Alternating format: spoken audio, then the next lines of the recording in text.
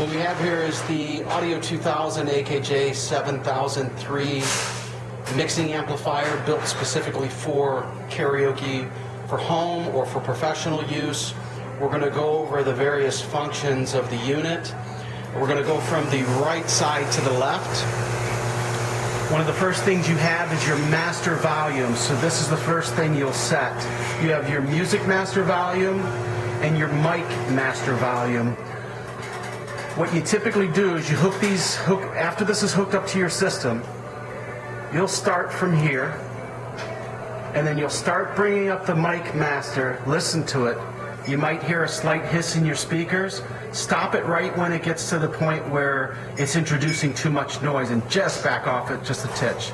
Same thing with this.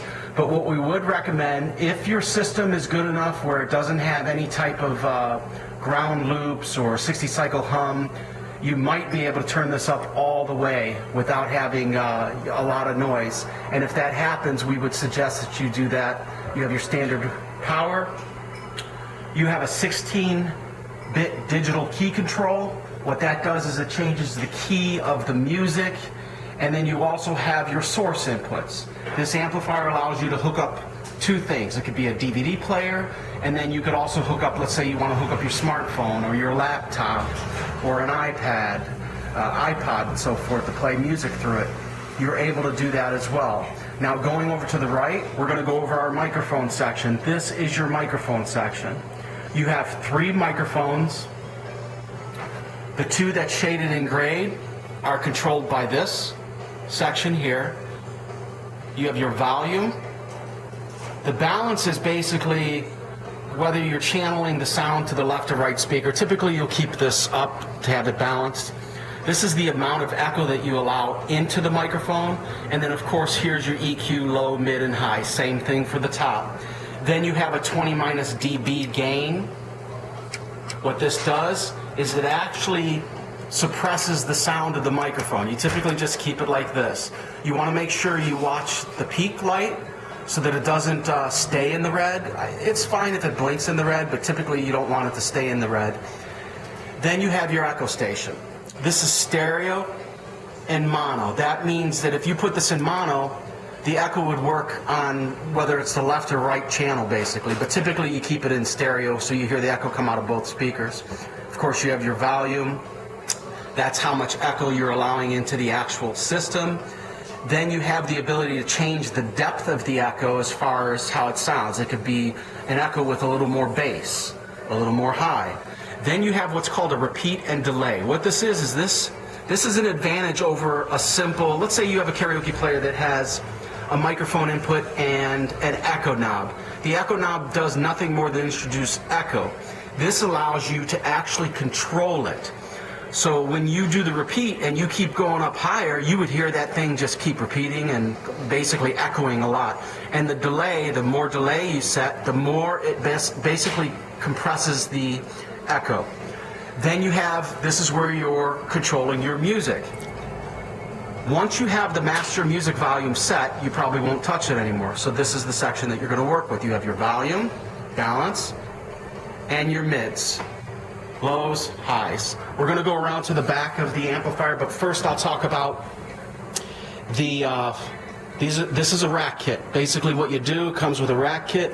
You take the screws off the side here, use those screws, and you can put the kit on here and rack it into a rack mount. Comes with the remote control, pretty much self-explanatory. This allows you to switch from A to B. There's your key control. Then that's your mic, turning your mics up and down, and that's turning your music up and down. A lot of times what I'll suggest is try to keep it in the plastic as long as you can. You have your power cable, your manual. What we do suggest, if you can, there's air vents up here. If you could keep these open, or whatever you're putting on it has feet and allows at least a space above it so that air goes through it. Now we're going to go to the back of the amplifier and go over the standard functions in the back of the amplifier.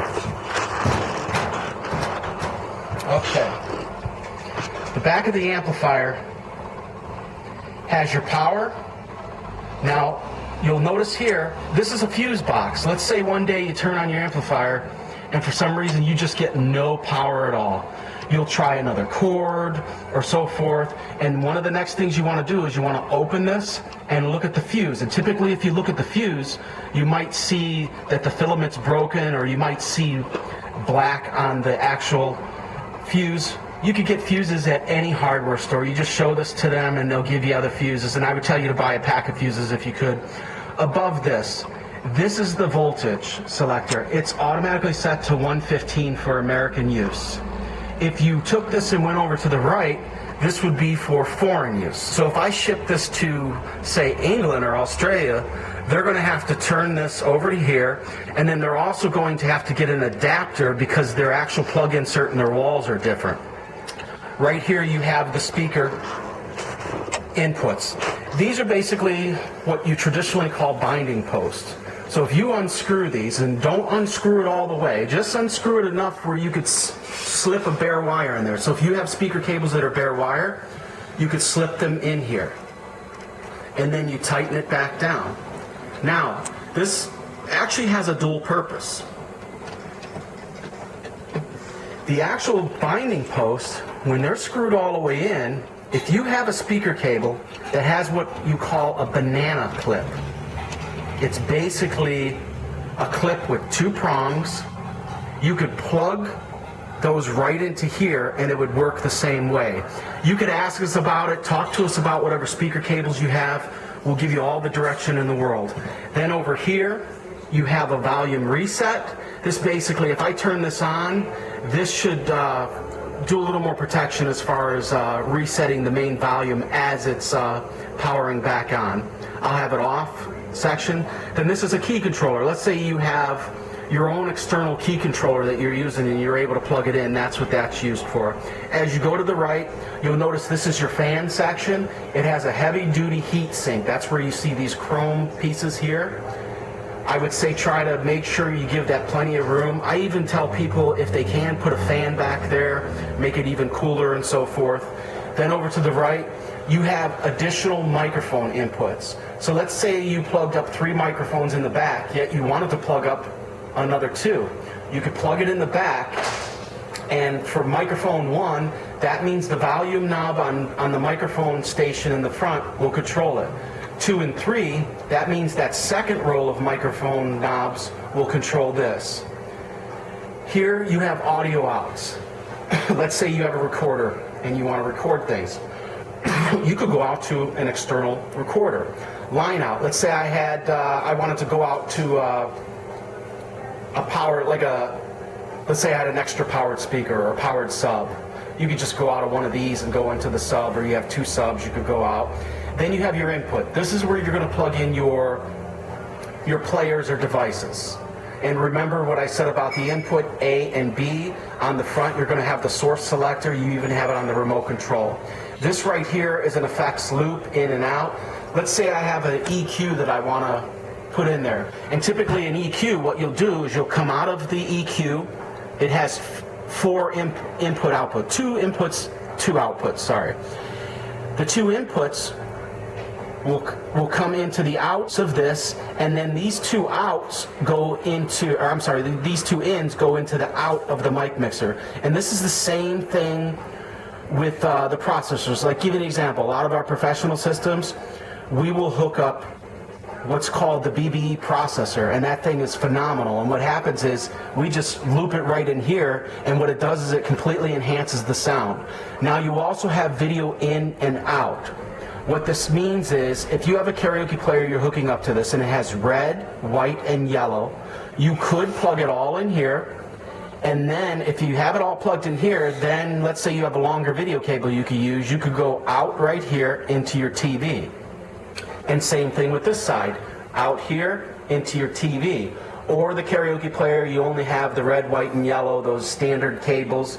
You could strip the yellow away from the what do you call, cable, and you have the red and white here, and then you just take the yellow and basically go straight into the TV from the player, not anything to do with this.